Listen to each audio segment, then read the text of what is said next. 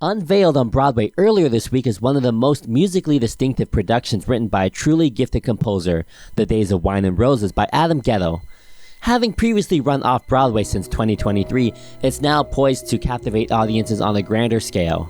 I am thrilled about this musical because, unlike the prevailing mainstream sound on Broadway, it boasts a superbly crafted composition that, though it may not resonate with the broader audience, stands out for its intricate and complex musicality. This video aims to address several key questions. What is the essence of The Days of Wine and Roses? If you choose to experience it, what should you anticipate? And how does this production distinguish itself from other Broadway musicals, complete with musical analysis examples? Join me as we delve into the nuanced world of The Days of Wine and Roses, exploring its narrative, musical intricacies, and shedding light on the remarkable composer Adam Guettel. The Days of Wine and Roses was first a teleplay written in 1958 by J.P. Miller and turned into a movie in 1962.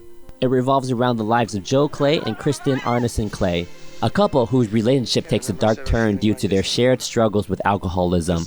Initially enticed by the allure of social drinking, the couple descends into the destructive cycle of addiction, leading to personal and professional hardships. The musical explores the harrowing impact of alcoholism on their lives, delving into themes of love, loss, and the relentless grip of addiction. Guettel's personal experiences with alcoholism lend a poignant authenticity to his musical interpretation of this powerful and cautionary tale.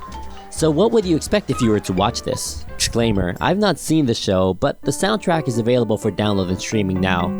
As it is a musical drama, you won't be expecting to walk out of the theater chuckling at the jokes or humming any of the tunes.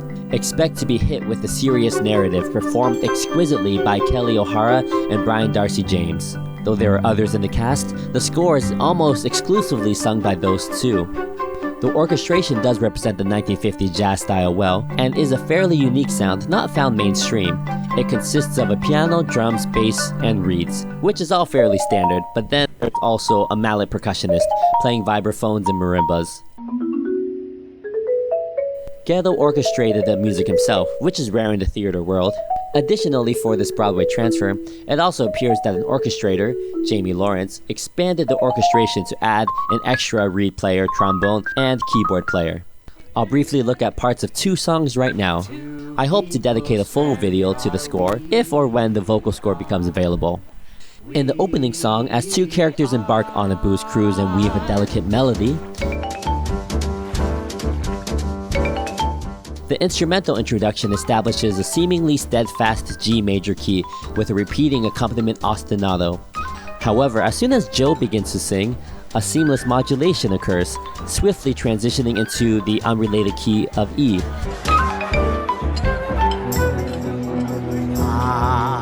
Betty.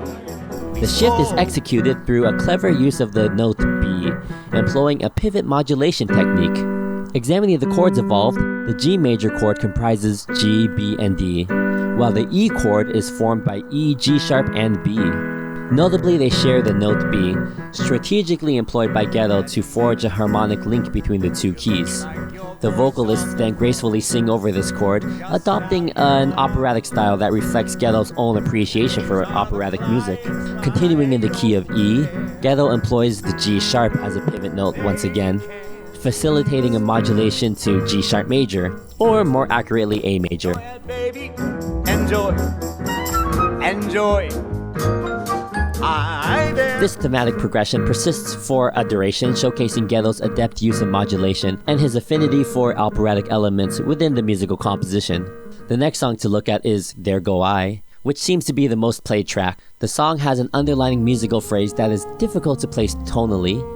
The note in the bass throws off any semblance of keys, but the tension does seem to lift occasionally. Abandoned buildings and jagged cliffs, newborn stars and hieroglyphs.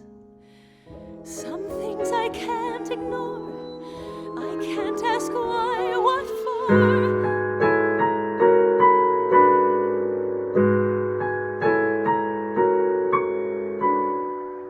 In the end, the melody ends on a firm A-flat, though the accompaniment dances around it, purposely avoiding an A-flat, creating tension until the very end.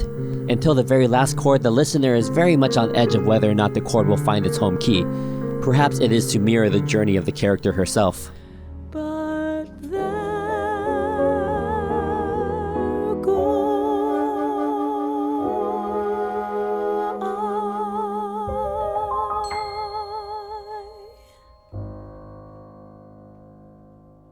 In conclusion, The Days of Wine and Roses emerges as a unique and compelling addition to Broadway, offering a departure from the mainstream musical landscape with its richly crafted composition by Adam Guettel.